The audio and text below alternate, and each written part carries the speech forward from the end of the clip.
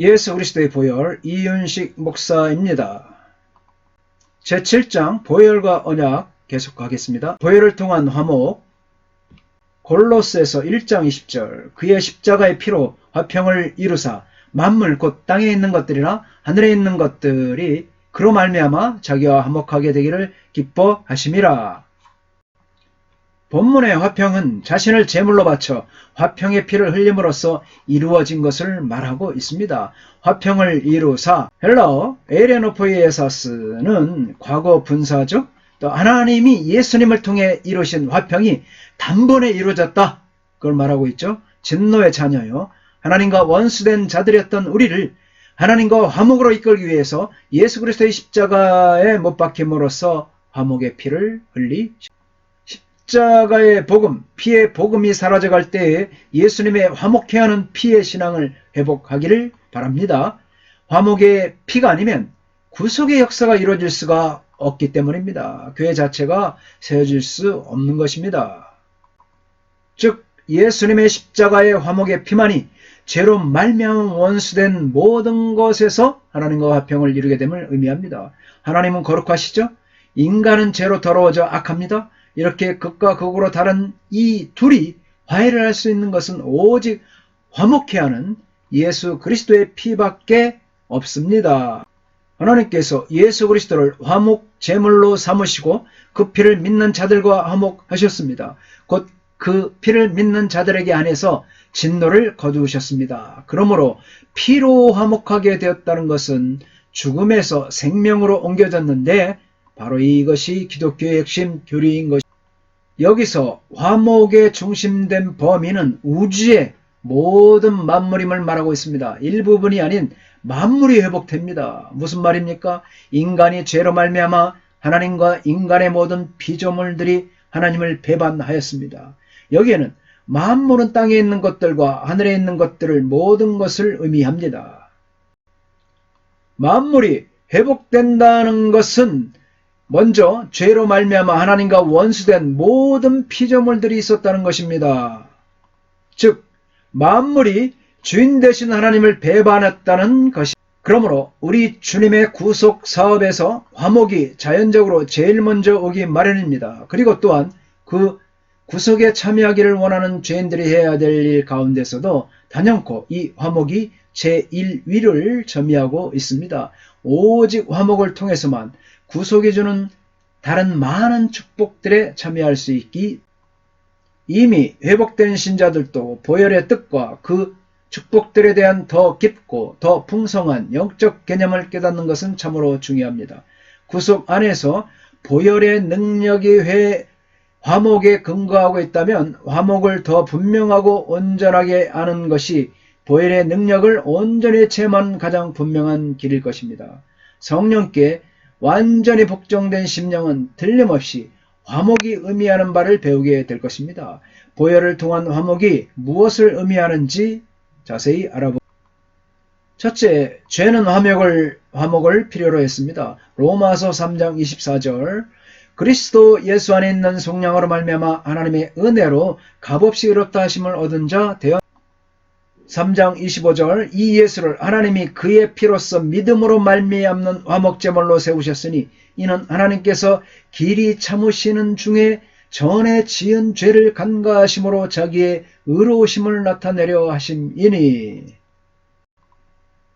예수님의 모든 사역 가운데서 그리고 무엇보다도 화목 가운데서 하나님의 목적은 죄를 제거하고 파괴해버리는 것입니다. 죄는 이중적인 결과를 지닙니다. 죄는 하나님께서 뿐만 아니라 동시에 인간에게도 똑같은 결과를 가져왔습니다.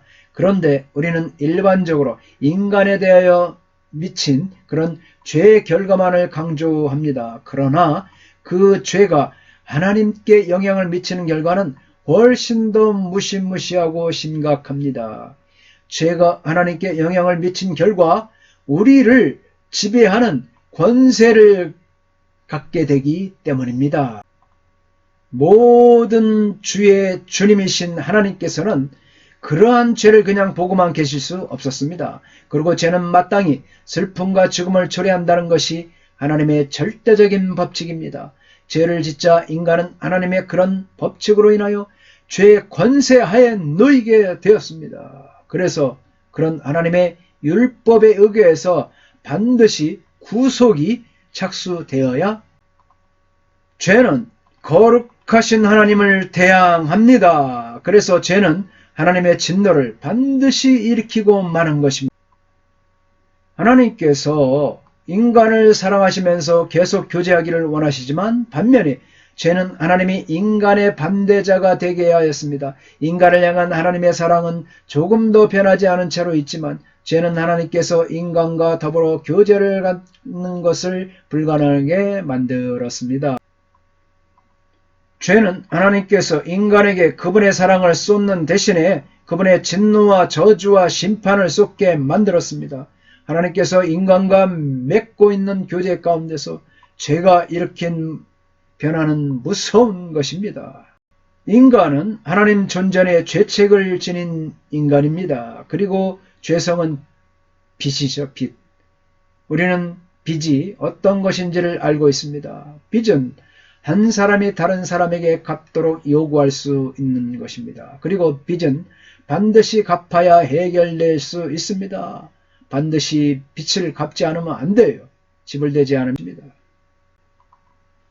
죄를 범하게 되면 그 결과는 눈에 뚜렷하게 나타나지 않을지는 모르지만 그것이 미치는 죄책은 남게 됩니다. 그러므로 죄인은 죄책을 지니고 있는 것입니다. 죄는 반드시 처벌받아야 한다는 하나님의 뜻은 절대로 묵과될 수가 없습니다. 하나님께 영향을 미치고 그분의 진노를 유발시키고 있는 죄의 결과가 과연 제거될 수 있을까요?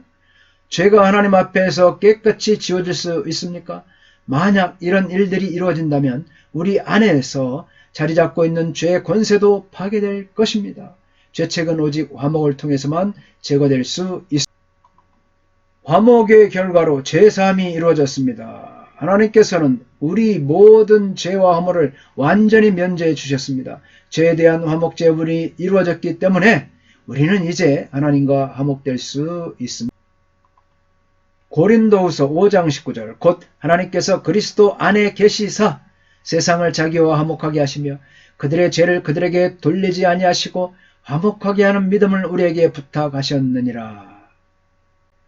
화목 제물이라는 말에 뒤이어서 나오는 것은 초대입니다. 너희는 하나님과 화목하라 하는 말이 화목 제물에 따라 옵니다. 누구든지 죄에 대한 화목 제물을 받아들인 사람은 하나님께 화목되는 것입니다. 그리고 하나님께 화목된 사람은 자기의 모든 죄가 용서함을 받았다는 사실을 알고 이 엄청난 축복을 누리기 위해서 다른 것은 필요 없습니다. 오직 필요한 것은 nothing but the blood of Jesus, 보혈을 믿는 믿음뿐입니다. 예수의 보혈, 오직 그 보혈이 이 모든 일을 다 이루어 놓은 것입니다. 그러므로 자기의 죄를 통회하고 거기서 돌아서서 하나님께로 돌아온 죄인에게 필요한 것은 오직 보혈을 믿는 믿음뿐입니다. 그 신앙은 바로 보혈의 능력과 이 보혈의 죄를 진실로 속량했다는 사실을 믿는 것입니다.